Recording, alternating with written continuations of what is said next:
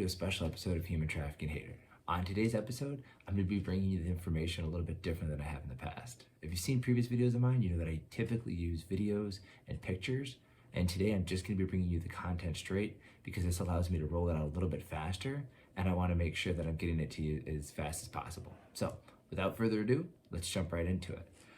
On the opening day of the Ghislaine Maxwell trial, the prosecutors told jurors at the Manhattan courthouse that during the 1990s, Ghislaine and Epstein were using a massage ruse to bring girls into Epstein's various homes. And they would do this using coercion and deception. They would also use financial incentives to bring girls in. And the thing that they were doing is they were making, according to the prosecutor, the sexual abuse, they were making it casual and normal, be using this progression. And we're going to talk about that more in a second. But they were targeting vulnerable victims, as most traffickers do. And then they showered the girls with money and gifts. And it's understood, at least according to the prosecutors, that Ghislaine was the lady of the house. And if you followed this case at all, you know this term. Ghislaine has been referred to the lady of the house many times. And Ghislaine really helped Epstein to normalize the sexual behavior that was taking place. So again, that progression that was taking place from meeting a girl to offering her a chance to give him massages, quote, massage, but also that they were using the money as the incentive to continue with the abuse.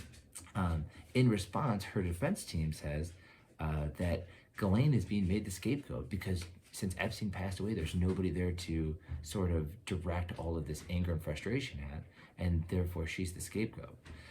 But then she makes this weird comparison to Adam and Eve, where she says that just like so many women all the way back to Adam and Eve, that Ghislaine is being punished for a man who behaved badly. So essentially comparing this one case to, I guess, thousands of years of the patriarchy blaming women, which, again, I'm just sharing the information here. You can make that distinction whether or not I just don't understand how that's useful here. Her attorney continues on by saying that the victims, or alleged victims, who are blaming Ghislaine could be suffering from a quarter-century-old memories because these are charges that are being brought from the 1990s, and that they're also under the influence of lawyers who are guiding them to get money from Epstein's fund. So when Epstein passed away in 2019 from his suicide or alleged suicide, there was a fund set up from his estate that was, tens of millions of dollars that was appropriated for victims. And so what the attorneys are asserting here is that these individuals are not so much victims as much as they are money hungry, or maybe even money hungry and suffering from memory loss because, this happened 25 years ago. So again, just sharing the information here. On the second day, we actually hear from Jane, and that's a pseudonym because all the people testifying are going to be using pseudonyms to protect their identity because obviously the nature of this case. And so Jane takes the stand, and when she takes the stand, she shares that she met Ghislaine and Epstein when she was just 14 years old. And that is when she was actually sexually assaulted by Epstein, is when she was 14 years old. So this grooming process, this progression of bringing somebody along, moved pretty quickly. It's not something that took years. It can obviously be set more over years, but it didn't take years for the abuse to start. So Jane testified that she was assaulted on Epstein's properties, and she says that she didn't share what took place with anybody until 2001, 2002, and even that was only with her family members. That wasn't with the public or with law enforcement. She says that she didn't go to law enforcement until 2019 after Epstein passed away. So we can look at this two ways. It can be that she's lying and she only did it in 2019 after there was some money that was available, or it could be that she had experienced some significant trauma being a victim as a child at 14 and was not comfortable coming forward to share this information.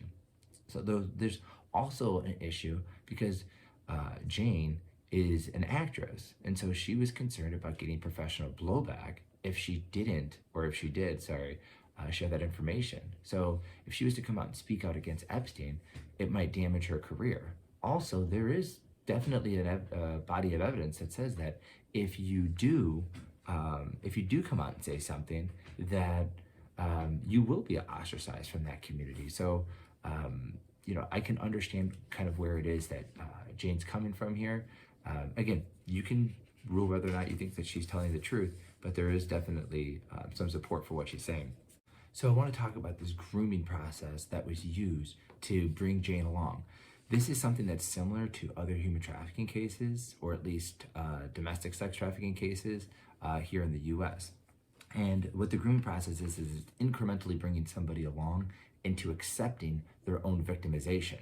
So in the case of Jane, Miss Maxwell, Ghislaine, took her to see movies, took her out shopping, they went out for dinners. Epstein would come along as well. They got to meet high-profile friends, or Jane got to meet the high-profile friends of Epstein and Maxwell. And these high-profile friends included people like Donald Trump, Prince Andrew, Bill Clinton. And so after she's met the friends, after she's gone to the videos, she's gone shopping, she starts to feel like these people care about her. So she's making her way along this progression. Then they start talking to her about sex, or at least Ghislaine starts to talk to her about sex, because now that it's a woman, it makes it at least a little bit more comfortable for her, if not still a little bit uncomfortable. Then she ends up seeing Ghislaine and other women lounging naked poolside. Again, kind of bringing this thing along. A little uncomfortable, but she's been brought along. Then after that, one day, Epstein decides to take her into the pool house. When he takes her into the pool house, he starts to masturbate with Jane present. It makes her very uncomfortable, but again, since she's been brought along a little bit, she kind of brushes it off and accepts it. Then Epstein and Maxwell end up bringing Jane back into a different room, and they start to have sex, touch each other sexually, start to get Jane involved, and then from there, the sexual abuse just continues, and Jane has, along the way, unbeknownst to her, been groomed to accept these progressively, worse behaviors without even realizing it. So that's that grooming process that we see with this case, and that we see with other human trafficking cases as well. So, and on the last part of day 2, Epstein's pilot, Larry Vysotsky, or Vysotsky, I can't pronounce his name, I'm going to be honest, was cross-examined by the defense team, and he was asked about the flights and the passengers. He basically just said that he had had flown Epstein around the world, and that he had seen a lot of high-profile people, including Prince Andrew, Clinton, Donald Trump, all that stuff. But he said that he never saw anything inappropriate with any minors in 30 years. So a little bit conflicting with what was going on in the first day. So on day 3 of the trial, we get Jane testifying again, mentioning how she met Donald Trump when she was 14, but saying that nothing indecent happened there, just mentioning that she had met him. And then Ghislaine's defense attorney, Laura Menninger, asked Jane about her acting career. And she starts to ask her about this career in a way that's leading to, well, since you're an actress, you must know how to cry on command or be able to tell a story in a believable way.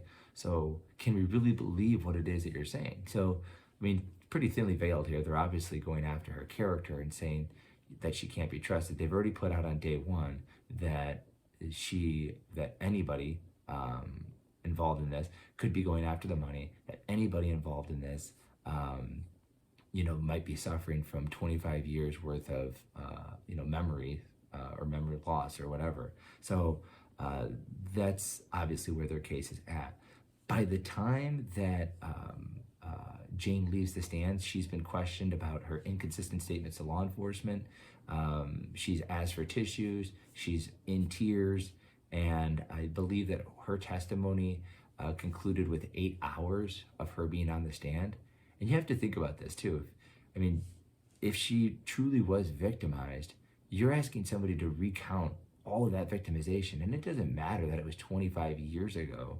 I mean, you're talking about significant trauma happening to you as a child.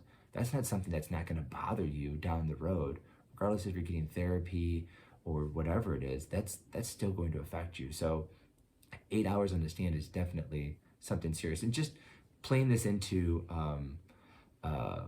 other cases that don't get as much exposure, there are victims, if they're foreign victims of, say, sex trafficking or labor trafficking, if they want the federal government to prosecute that case, they have to, or they need a visa, and they want a visa to stay in the country. It's called the T visa.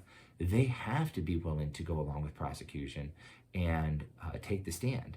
And if they don't, it makes them ineligible to get that T visa. So in those victims, they are forced to have to do something, which is like choose either to go back to this country that they're trying to not go back to, or to stay in the country. They're going to have to testify against the trafficker, which, I mean, even in this case, for a woman 25 years later, it seems to be a very traumatic experience. So just putting some of that into scope for us. After Jane leaves, her former boyfriend, who goes by the pseudonym of Matt, takes the stand, and Matt drops this kind of a bombshell that Jane would refer to Epstein as Godfather. So that's weird. But he was referred to as Godfather, and that the money wasn't free. And he actually recounts a time when she was sharing with him a story about how when she was talking to her mom about where the money was coming from Epstein, and saying that the money wasn't free, right? That the money had to come from somewhere and it wasn't for free, and then said that her mom had turned a blind eye to this. And now this might sound like sensational, but there's actually cases of parents trafficking their kids, literally selling their kids into trafficking, sex trafficking, so that way they can either put food on the table for their other kids, or so that they can maintain some sort of a drug addiction. So it's not unheard of parents to allow their kids to be victimized in this horrific way so that they can benefit financially. So moving on to the fourth and final day of the trial, Juan Alessi, who is Epstein's former house manager for his Palm Springs estate, he took the stand. And so what he shares is that there was a manual that was given to everybody who was a staff for Epstein. And in this manual, as he reads off, it was basically telling everybody that you have to have extreme discretion when talking to anybody about Epstein or Maxwell or their guests. It says this: remember that you see nothing, hear nothing, say nothing, except to answer a question directed at you. Respect their privacy. So that's the literal words from a manual. I mean, I've had a lot of jobs in my life, and I've never heard use extreme discretion. And remember that you're hearing nothing, seeing nothing, and you're saying nothing. I didn't work with high-profile people, but still, it seems a little bit much. And Alessi kept this job from 1991 to 2002. So however bad he's portraying this job, he stuck around there for a decade. And I don't know his situation or reasonings, but he was there for a decade.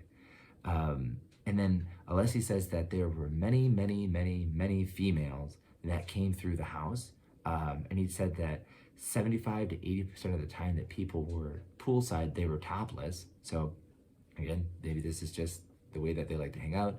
Not saying that these people were victims or being trafficked or anything, but there was definitely a culture around Epstein, and this is part of it.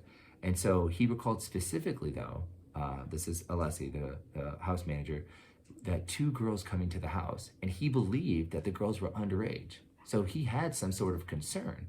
One of those girls was Jane, who testified, and the other was Virginia Guffrey, right? And if you've seen in my previous videos, I've talked about her.